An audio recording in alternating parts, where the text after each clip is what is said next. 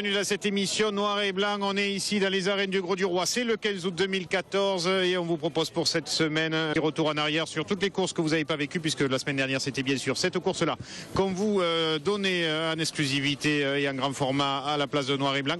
Aujourd'hui c'est un résumé des meilleurs moments des courses passées, un tout en image avec Jackie, bien sûr, avec Gérard. Voilà, on se retrouve dans quelques instants avec toutes ces courses de ce début et mi-mois août. Merci à tous nos caméramans qui auront officié sur toutes ces courses-là. Et le petit Romain et Alain Bérézy au montage. A tout de suite pour les premières courses comptables pour le trophée de l'avenir. Voilà, c'est un petit retour en arrière donc on vous propose. On va revenir, Jackie, Gérard, vous êtes à mes côtés dans ces courses du début du mois d'août et on est ici en pleine fête locale d'Uzès. C'est à peu près au milieu du Gard, pas loin du pont du Gard. Pour ceux qui ne connaissent pas, c'est juste un village magnifique, mais c'est aussi un village de tradition avec des arènes de qualité où on se retrouve pour une double journée comptant pour le trophée de l'avenir. On a vu Soroun de la Manade de Martigny et maintenant c'est un troisième mi-mois de la Manade de Brio avec un fer de lance ce jour-là. Merci à Janine Haro qui était à la caméra. Le jeune Gaillardet qu'on a vu les semaines précédentes, très bon entre autres dans les courses du Gland d'Or à Montfray. Et ces arènes d'Uzès pour cette course qui ne sera pas la meilleure des deux, elle sera un petit peu meilleure le lendemain. Mais ni moi de la Manade Brio égal à lui-même avec de belles actions aux planches. Et puis Apollon de la Vidrolin, lui aussi un taureau qu'on connaît bien, capable de belles séries. Et là c'est plutôt Ferriol qui a tiré son épingle du jeu avec lui dans ce quart d'heure. Oui, c'est un taureau qui a de belles anticipations et qui est très bon aussi sur les séries. Ce qu'il faut dire, c'est que ces arènes, c'est de nouvelles arènes de ce village. Alors que nous, avant, quand on y allait, c'est vraiment la terre était un peu noire, un peu. On sortait, on était vraiment, on aurait l'impression qu'on était des charbonniers. C'était la terre qui était noire ou c'était autre chose, Jackie? C'était la terre. C'était la terre. Et moi, quand j'ai radoté, c'était carrément les portatives, les câbles. Ah, d'accord. Oui, mais toi, Gérard, tu es beaucoup plus. Oui. Et Negochin dans ces beaux plateaux, parce qu'ils mettent quand même de la qualité, hein, côté taureau avec le club taurin local. Negochin qui a tiré son épingle du jeu. Alors peut-être trop de qualité pour les hommes présents en piste lors de ces courses-là, puisqu'à l'arrivée, ce sont sur cette première journée difficiles qui rentreront au tauril sur les 12 possibles pour les raseteurs. Oui, mais c'est pas très important. Quand les taureaux dominent, toujours, les courses sont toujours intéressantes. Donc, bon, c'est vrai que maintenant, il n'y a pas beaucoup de vrais leveurs de ficelle. Des gens qui posent la main, on n'en trouve plus trop. On le disait, grand merci à Janine qui a fait les allers-retours pour suivre Nicolas Violet entre autres. Et on est le lundi 4 août ou le dimanche, je ne sais plus, peut-être le lundi effectivement 4 août avec les mêmes raseteurs et on continue. On vous disait Gaillardet qui a été très bon et qui remportera d'ailleurs les prix ce jour-là. Et le premier taureau, c'est un taureau de la Manade du Rhône qu'on voit en image avec une course qui avait débuté sous la pluie mais qui a pu continuer parce que voilà, il a fait que goutte. Les gens sont restés, les raseteurs aussi, donc la course a continué avec Pavoun de Saint-Pierre. Oui, Pavoun, un taureau qu'on a déjà vu, un barricadier, un taureau qui aime taper, qui prend le ravé franc et qui finit fort à la barrière. On passe sur le taureau Asselin des Baumelles pour arriver à Talleyrand de la Manade du Joncas. Un taureau qui se prend au jeu rapidement. Il se voit lever les principaux attributs et puis officiel il se reprend. Et c'est là où il donne le meilleur de lui-même dans cette très très belle action après Nicolas Violet. Mais comme tous les taureaux de Joncas, c'est des taureaux qui aiment la pression. Un taureau qui prend tout, qui pousse tout à la sortie et qui finit à la barrière. Perdiga, notre taureau de la Manade Brio, lui aussi plutôt des qualités cocardières dans son quart d'heure. Oui, c'est des taureaux, c'est la relève, ça a pris Arlésien, qui passait le bon en retraite. Moi, c'était bien Arlésien. Arlésien, de Brio, qui a fait une grosse carrière.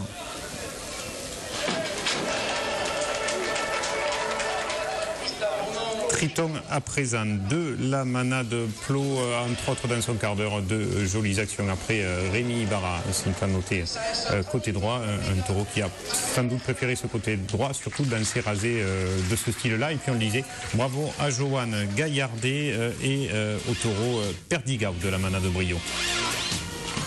On fait un petit tour en Provence, on passe le bonjour à Henri Laurent qui se demandait quand est-ce qu'on passerait cette complète à l'avenir de la Manade de Loranda, les arènes de Château-Renard. Voilà, ces choses faites dans cette fin du mois d'août avec le deuxième quart d'heure en image d'Akota.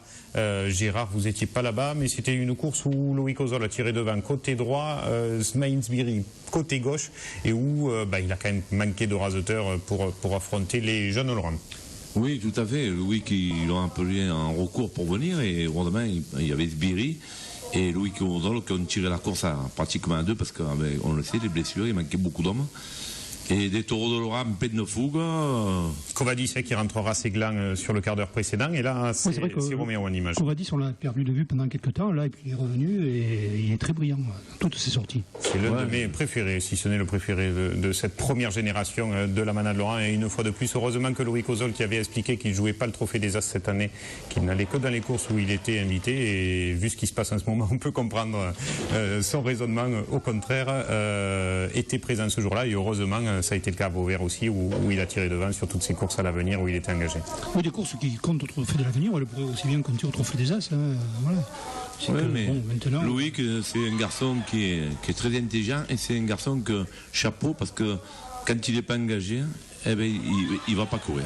Et là, quelle action qui passe en rappeler de Destouné avec Benjamin Villard, quasiment au même endroit où il s'était fait casser le tibia ce jour-là, une veille de cocarde d'or à Château-Renard. La journée de Castries, c'était la semaine, début du mois d'août dernier. Course à présent comptant pour le trophée des As. Vous n'étiez pas présent, je crois, Jacques. Vous avez un peu boudé les courses aux As depuis ce début du mois d'août. Oui, faut dire que j'ai vu que c'était des galères, quoi. Ça ne me plaisait pas trop, quoi. On doublait plus les taureaux qu'on rasetait. On va être les seuls à le dire, mais c'est peut-être pas à nous de le dire, Jacques. C'est peut-être plus au Trophée Toré ou à la Fédération de faire ce pourquoi ils sont normalement soit élus, soit responsables. Mais bon, écoutez, nous, le Trophée des As, on n'en parle quasiment pas. Et effectivement, vu tout ce qui se passe en ce moment, on va continuer à pas forcément beaucoup parler de points, mais parler de taureaux machis, c'est-à-dire de raseteurs qui voient la tête des taureaux pour lever des rubans. Et malgré ça, on a quand même vu une course intéressante ce jour-là à Castries, Jacques. Ben oui, peut-être, je sais pas, donc j'étais pas là, mais le taureau il va nouer, un taureau qui parfois ne prend pas la sortie, mais quand il la prend, il finit et est capable de sauter après les raseteurs. Et celui qui gagnera le prix ce jour-là, c'est Héphaïstos de la Manade Lagarde, gros coup de tête qui lui permet de tenir ses rubans assez longtemps, mais il vient quand même aussi souvent très fort. Après, par exemple, Ami Tchekat qui, dans cette première quinzaine du mois d'août, essayait de revenir sur Sabri Alouani pour le trophée des As. Oui, il faut dire aussi que Castries, c'est quand même compliqué avec cet angle devant l'autoril. On ne fait pas n'importe quoi. Si les taureaux se tiennent devant, il faut aller les chercher.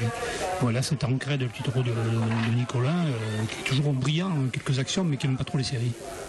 Et puis dans cette jolie course, parce qu'il y avait des taureaux quand même intéressants dans cette course proposée tout au long de cette journée, c'est à présent Cameron de la Manade Paulin, qui, on le connaît, est un barricadier qui, quand on lui court un petit peu devant et qu'on lui laisse de la sortie, comme là, avec ce rasé par exemple d'Amin Tchekat, est brillant arrière ou avec Zico Catif. Oui, c'est un taureau intéressant, mais un peu dépassé pour le trophée des As. Souvent, il faut pas qu'il y ait trop de pression pour lui, comme beaucoup de barricadiers d'ailleurs. Et puis le dernier de cette journée, Arujo de la Manade Fanfone Guillaume, lui aussi un taureau excessivement spectaculaire. Meilleur animateur ce jour-là, vous l'avez juste là en image, c'est Zico Catif. Et puis meilleur au point, c'est Amin Tchekat qui remportera le prix. Et on le disait tout à l'heure, côté taureau, c'est le taureau de la Manade de la Garde et Héphaïstos qui en qualité de cocardier ravira les suffrages.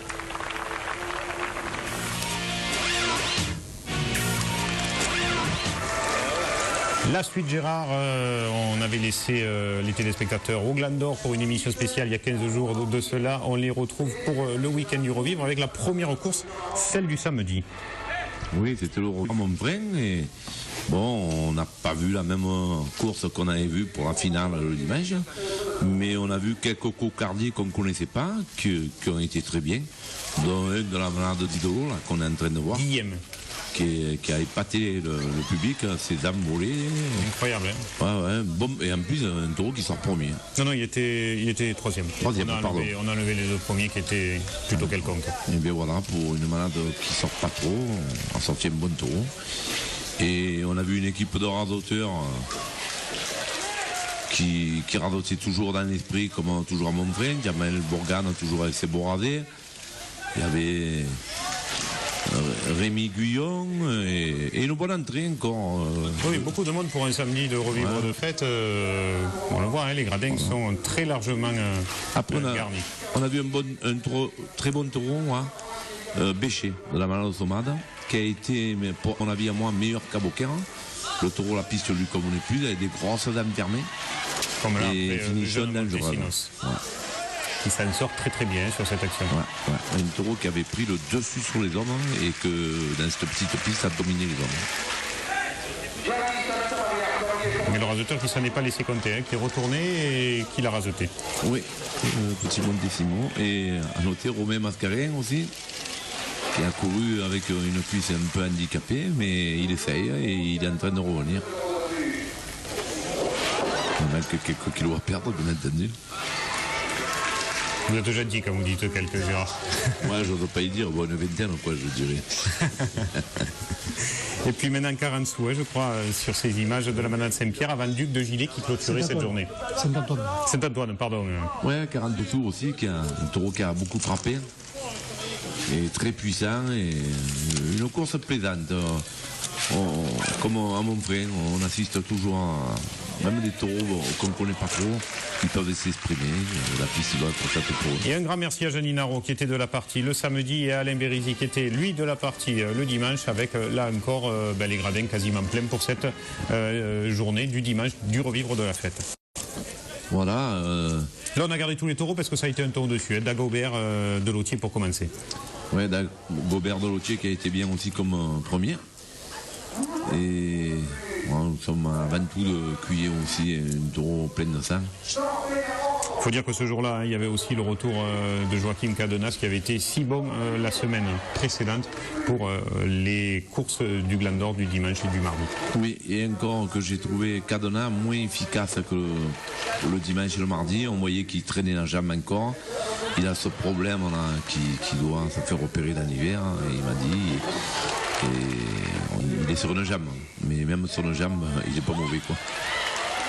Quelle action après Jamel Bourgane sur ces images de 20 à 10 de la manade Allard et maintenant c'est Raffio de la manade Herbas. Un taureau aussi qui a été très bien. Un bon taureau, anticipation, méchanceté, fini à la barrière dangereusement.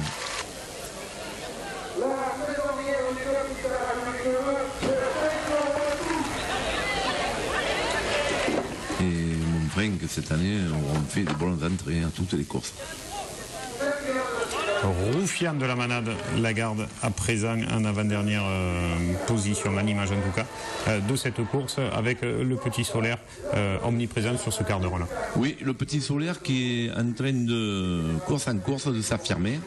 Il lui manque de prendre un peu la main, mais c'est quelqu'un qui a vraiment progressé depuis le début de saison. Donc un jeune à suivre. Et puis Hussard de la manade Laurent, un dernier hors point, un taureau que je ne connaissais pas trop de l'élevage des Marquises, mais ma foi qui a été intéressant pour conclure cette journée. Un taureau qui est sorti 2-3 premières minutes, on ne pensait pas que... Puis plus il s'est chauffé, plus il a changé son caractère et il a été très très bon, il a bien fini. Encore une petite manade, et c'est pas péjoratif ce que je dis, qui gagne à Montfrain, puisque c'est 20 à 10 de la manade Allard qui ravit les suffrages de ce jour-là, avec le jeune Jérémy Solaire. On bascule du côté de Pérol dans cette semaine de fêtes locales aussi. La patrouille de France n'était pas forcément prévue pour Pérol, mais elle est passée au-dessus des arènes, donc c'était tant mieux pour tout le monde. Merci à Raymond d'avoir fait les choses en grand, d'avoir capté ces images. Et on se retrouve avec cette journée, Jackie, qui a été la meilleure course de toute la fête, content pour le trophée de l'avenir. Ça va être la finale, ça, non? Non, c'est la course du jeudi à l'avenir. Ah, du jeudi à l'avenir, oui, ça a été excellente. Et je pense que, par exemple, Modiano de Cuillet, il a fait peut-être la course de sa vie, de sa carrière de taureau. Je ne l'ai jamais vu aussi bon que ça.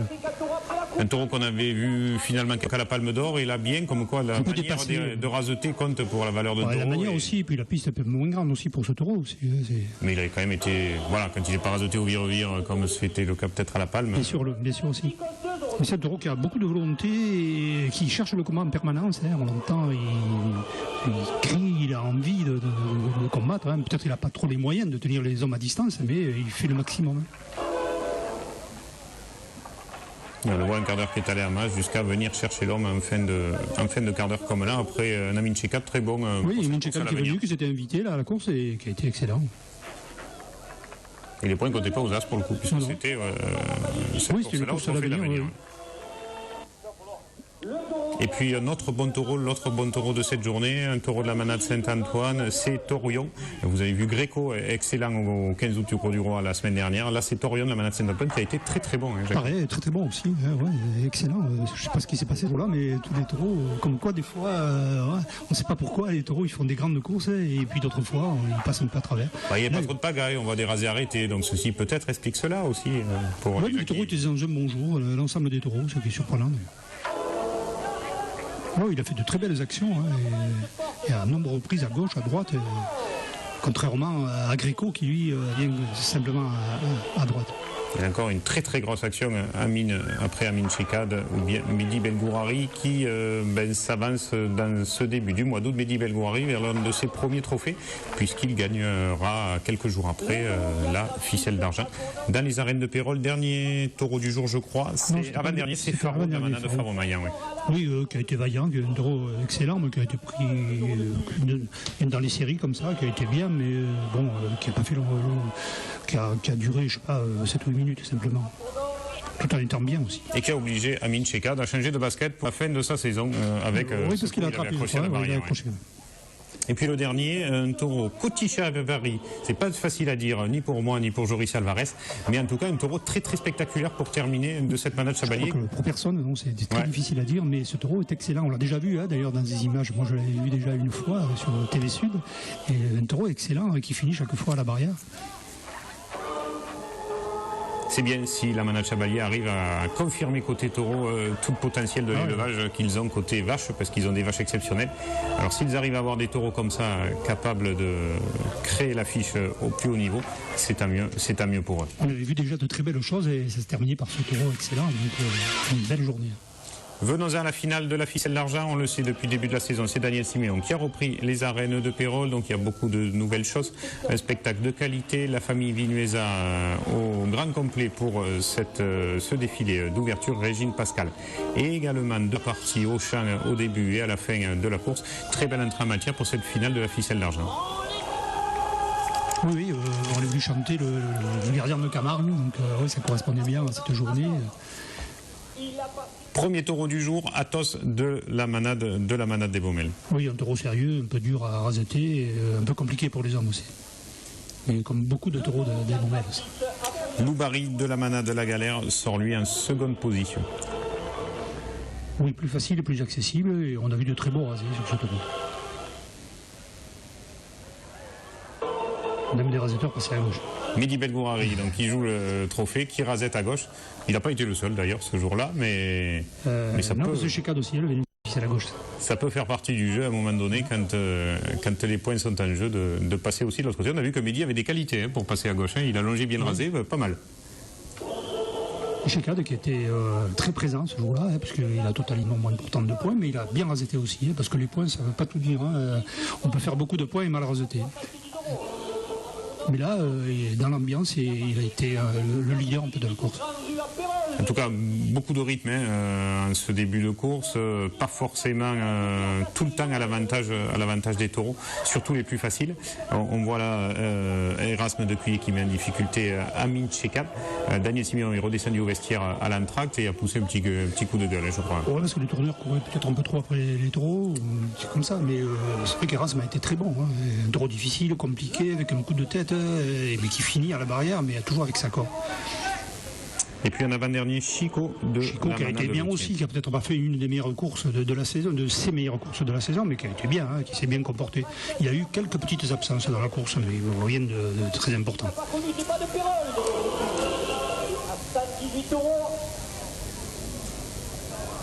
Chekad, il a été un peu juste là, il n'aurait pas fallu 50 cm de plus. tout cas un très bon quart d'heure de Chico dans cette finale de la ficelle d'argent. Et puis notre déception, c'est Serre-et-Moi, qui aurait mérité peut-être plus de compassion, ou en tout cas d'entraide de la part des raseteurs. C'est compliqué quand même, hein. Le taureau, il a toujours un peu la volonté, mais il n'a plus le physique. Mehdi Belgourari qui remporte le prix. On vous le disait pour cette ficelle d'argent. Côté taureau, c'est la manade Cuillet, Régine Pascal qui chante, et on va se retrouver avec les vainqueurs, Mehdi Belgourari et Daniel Siméon. Les deux courses sont bien passées pour moi. La première a été un peu plus dure que celle-là. Là, elle a été plus homogène. Il y avait des taureaux un peu qui frappaient, on a pu se régaler. Plus que la première, des taureaux plus techniques, avec des rasés plus compliqués. Donc voilà, ça a été deux courses dont je me suis amusé à raseter. J'ai commencé la saison en juin. Donc là je commence à bien raseter. Et justement avec cette grosse semaine qui arrive, j'ai envie de me régaler, de reprendre mon vrai rasé, de me faire plaisir. Et puis de bien finir. Nous sommes avec Daniel Siméon qui a récupéré les organisations des arènes de Pérol pour les courses camarguaises et pour les festivités en général. Daniel, un petit mot sur l'ensemble de la fête votive et après on rentrera peut-être un peu plus en détail sur les courses de la semaine. La fête votive, c'était un véritable succès. En fait, c'était un défi parce que c'est une fête qui était suivie par personne, on peut même le dire. Il y avait très très peu de monde et on m'a dit que j'y arriverais pas. J'arriverais pas à faire du monde à Pérol. Et c'est un succès. Il y a eu, je crois, une 50aine de milliers de personnes dans la semaine et tout a été suivi, y compris les spectacles qui étaient définis à un public particulier comme les Chip and Dale pour les filles, la journée des filles, des enfants, les vieux. Enfin, c'était vraiment un succès total et surtout une ambiance, une convivialité qu'on voit rarement dans tous les villages alentours. Parlons maintenant course camarguaise et taureaux, ce qui nous intéresse un peu plus. Le lancement de la ficelle d'avenir cette année, qui a plutôt bien marché avec la course de jeudi. Oui, excellent. La preuve qu'on peut faire de très bonnes courses camarguaises à condition que chacun veuille bien y mettre du sien. Moi, je pense que des arènes comme celle-là méritent il faut absolument limiter le nombre de raseteurs et surtout le nombre de tourneurs. Donc la ficelle d'argent, oui, excellent parce que le nombre de raseteurs est limité et ficelle d'avenir, je veux dire, correspond évidemment à ce genre d'arène. Peu de raseteurs, peu de tourneurs, c'est comme ça. Les taureaux n'arrivent plus à se défendre devant le travail incessant. Mais c'est vraiment un travail incessant des tourneurs. Ils sont sans arrêt derrière. C'est plus possible. Les taureaux peuvent plus supporter ça. Et donc à l'avenir, ça se passe très bien. Et aux As, ça se passe invariablement mal, toujours mal. Donc il y en a assez. Maintenant, il faut tout changer, mais vraiment changer. Je suis l'ami des raseteurs. J'ai donné beaucoup d'argent aux raseteurs. J'ai fait gagner beaucoup d'argent à beaucoup de raseteurs. Mais maintenant, ça suffit, on ne peut plus faire ça. Après-midi, je me suis mis très en colère. C'est pas mon genre d'être, si c'est mon genre de me mettre en colère, mais c'est pas mon genre de me montrer mais là, ça suffit. Une course camarguaise, il faut le savoir, il faut que le public le sache. Ça coûte 25 ou 30 000. Le 15 août, ça coûte 50 000 €. On met 50 000 € dans une course camarguaise. On perd sur les courses de l'avenir entre 7 et 10 000 € chaque jour. Et pourquoi faire? Pour faire du mauvais spectacle? Ben non, on va faire des Chip and Dale, et puis on sera tranquille, au moins on passera un bon moment. Alors non, on est amoureux des taureaux, on veut faire des taureaux, laissez-nous, et il faut absolument changer toutes les règles et il faut absolument faire du beau spectacle. Et dans ces conditions-là, c'est impossible, mais vraiment impossible. Voilà. Bon, alors comme vous pouvez le voir, Daniel est un peu remonté, mais quand même la fête votive à Pérol s'est bien passée, les courses aussi. Daniel, un petit mot d'espoir quand même, on va pas rester sur une colère. Oui, bien sûr, mais c'est une colère d'espoir. La preuve, j'ai pas dit, mais j'aime les taureaux, on aime tous les taureaux, on passe notre vie pour les taureaux, et vraiment on est déçu quand on aime que ça marche pas comme on a envie, quoi. Simplement parce qu'il y a du potentiel. Les taureaux après-midi étaient bien, et cette finale, mais les raseteurs, c'est un véritable massacre. Cette boule blanche autour du taureau, c'est impossible. Aucun taureau peut supporter ça. Voilà. Alors il faut qu'on se réveille et qu'on comprenne ça. Hormis ça, bravo et vive les taureaux et vive la fête. C'était terrible.